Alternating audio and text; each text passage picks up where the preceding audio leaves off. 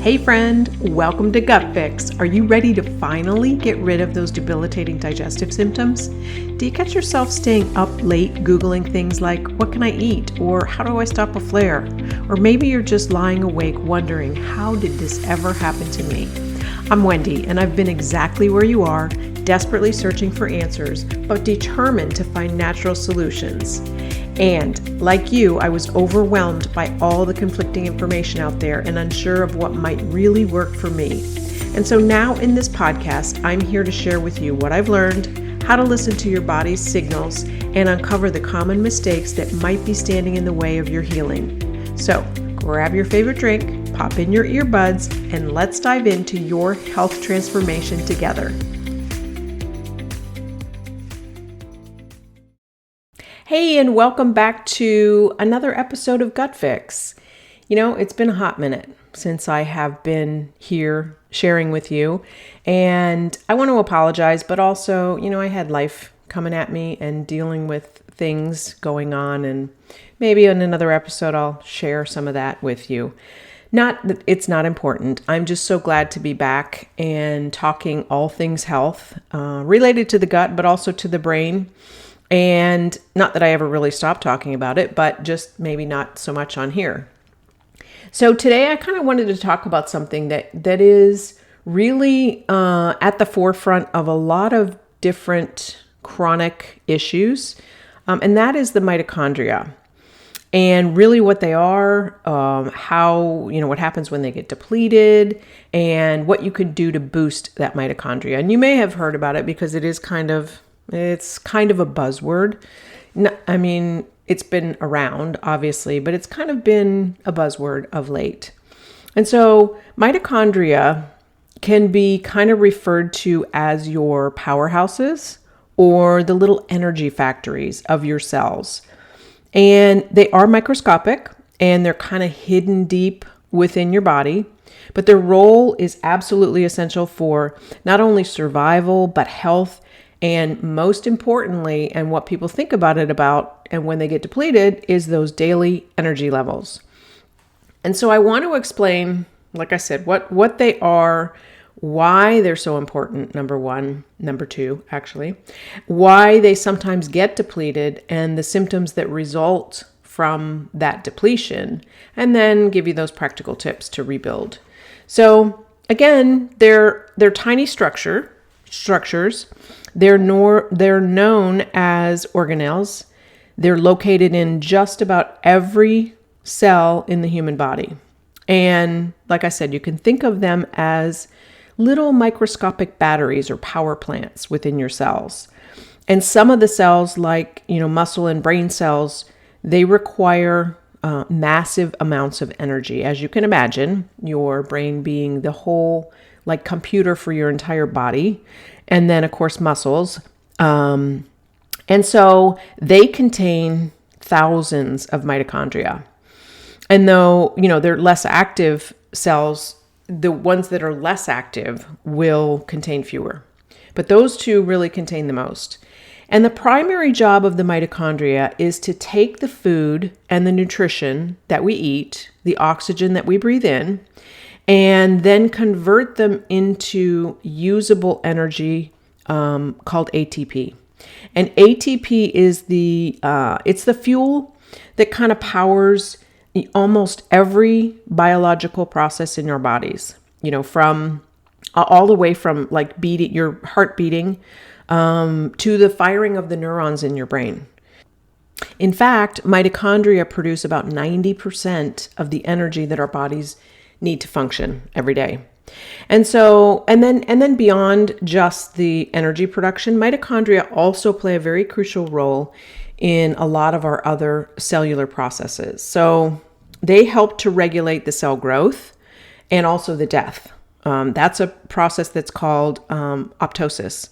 And it's vital for clearing out all of the old damaged cells so that new cells can replace them.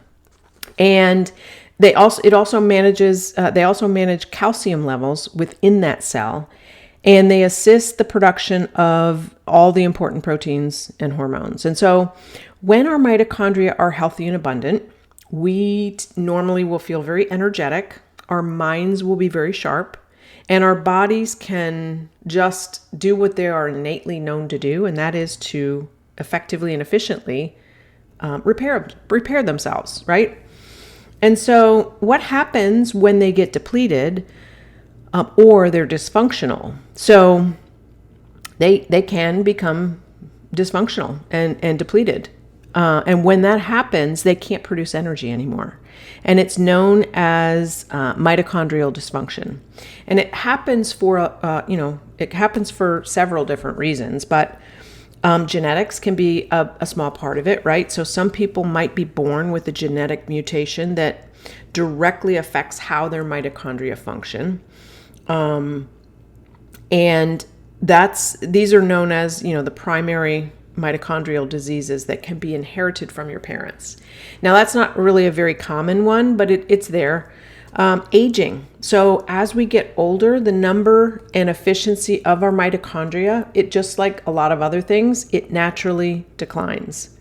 And the gradual loss of mitochondrial function is considered to be one of the core reasons why our energy drops and why our bodies can take that much longer to recover, especially as we age, right? If you've noticed that as you get older, it takes longer to recover, right? From everything, from a workout, from being sick.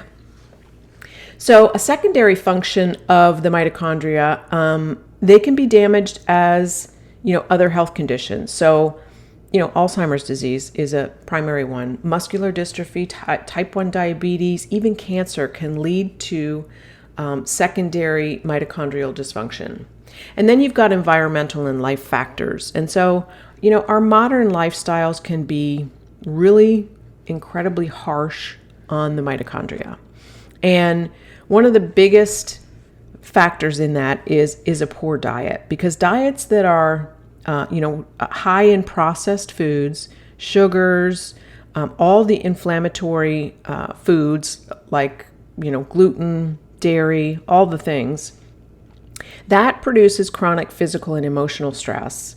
That coupled with lack of sleep, the environmental toxins, and then, my goodness, we have just become more sedentary as a whole. I can remember being a kid and, I would be outside playing until it got dark. And nowadays, kids are inside on their phones, on their devices, and not really getting a lot of exercise. And that's just really, unfortunately, a direction that we've gone, and it's just there, right? Doesn't need to be there. And then, and that produces oxidative stress. And oxidative stress is like rusting from the inside out. So like think about when you cut an apple in half and it turns brown. That's oxidative stress. And it damages the delicate membranes and DNA of the mitochondria. And that leads to a decrease in the number and then obviously their ability to produce that energy. And because mitochondria are present in almost every cell, and because different organs require different amounts of energy, the symptoms of mitochondrial dysfunction can be pretty widespread, and they can affect multiple systems in your body. The organs that require the most energy, like I mentioned, are your brain, your muscles, and then of course your heart too. And those are usually the first to show signs of some sort of distress. And so some of the common symptoms that you might experience if your, mitochondria are being depleted are, in your energy and your muscles. So maybe chronic fatigue, low stamina. You can't, go for as long of a walk, or you can't work out as long. Muscle weakness. So you just feel, like you're not as strong as you used to be. Muscle pain. That's another one too. And then, losing muscle. So very low muscle tone. And then, neurological in the brain, that can show up as brain fog, memory issues, and migraines, and, very, very, very severe cases would be seizures. Then gastrointestinal, that could be, acid reflux, difficulty swallowing, or, diarrhea and constipation, and flip-flopping back and forth between the two even. And then, your sensory and organ function. So vision, hearing, your vision isn't as good, your hearing isn't as good. You might develop some respiratory problems. Those can all be signs and signals that your mitochondria are damaged or depleted. And so if you frequently feel drained, despite getting 8 hours of sleep or, 7 to 9 hours of sleep and getting plenty of sleep, or if you experience a combination of, say, unexplained muscle fatigue, couple that with brain fog, that could be a sign that your mitochondria need some support. So what can you do? Well, there's some ways that you can rebuild your mitochondria. And as long as you don't have that severe genetic condition, which, like I said, is very, very small, you can take proactive steps to repair, even increase the number of mitochondria in your cells. And so let me just give you 5. There's others, obviously, but the 5 that are probably the most common, the easiest to do are, number 1, you can engage in high intensity interval training or HIIT training. If you've not heard of it, it's, I'll explain it, but it's one of the most effective ways to stimulate the creation of new mitochondria. And so HIIT training involves very short bursts of exercise followed by periods of rest. And that's particularly effective. It doesn't have to be done for a long period of time. Even if you do it for, 5 minutes of HIIT training, that is going to help to rebuild and replenish and those mitochondria. Even, a brisk walk, like you are late for something, and intersperse that with just a couple of quick sprints. That can be super beneficial. The second thing is to utilize temperature therapy. So you've all heard of cold plunges, right? And so that can help control the stress, and that can trigger mitochondrial growth and improve, not only help them grow, but also improve their efficacy. And so, if you can heat therapy, if you can be in a sauna, that's great. If you can take a hot bath, great. And that's been shown to increase the number and function of mitochondria, even without doing any kind of exercise. On the other hand, you can do cold therapy. So if you don't have access to a cold plunge, or you're just one of those people that will never do it, I want to try it. I haven't, but I know that there are places around that I can do that. But that is, an easy way to do that is just to finish up your shower with just a minute of cold water. That can stimulate your mitochondrial creation and increase brown fat, which that's a whole nother story. Brown fat can be helpful in losing weight too. The third thing is to optimize your diet with very nutrient-dense foods. And so, mitochondria require specific nutrients to function properly and protect themselves from damage. And so a diet that is rich in whole, unprocessed foods, healthy fats, and, antioxidants is crucial. So, you might want to think about the easy way to think about it might be the Mediterranean diet, because that does emphasize your vegetables, your healthy fats like olive oil and avocado, and then lean proteins. And it's an excellent way for reducing mitochondrial damage. And then, you want to reduce those refined sugars, the processed carbohydrates, and that's all going to help lower that oxidative stress that can damage those delicate cells. And then number 4 is to prioritize very high quality sleep. So sleep is the time when your body, including your cells, repairs itself. So during deep sleep, your brain clears out all that metabolic waste. and your cells repair damaged mitochondria. So chronic sleep deprivation places immense stress on your body. And that can lead to, like I said, that oxidative stress, which is rusting from the inside out, and a decline in your mitochondrial function. So you always want to aim for 7 to 9 hours of uninterrupted quality sleep every night, because that's going to give your cellular batteries time to recharge and to rebuild. And then, of course, you've got to manage your chronic stress. So physical and emotional stress can take a significant toll on your overall cellular health. So chronic stress, we've talked about it before, but it keeps your body in a constant fight or flight state.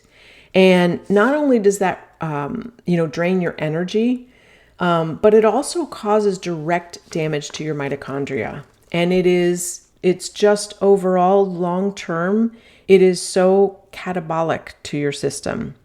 And so incorporating stress management techniques such as, meditation, deep breathing exercises, so box breathing, where you inhale for 4 seconds, hold that for 4 seconds, breathe out through your mouth for 4 seconds, and then hold that for 4 seconds. If you do that, 5 times, 2 to 3 times a day, I'm telling you, you will feel yourself your whole body relaxes, and you can feel your nervous system calming down.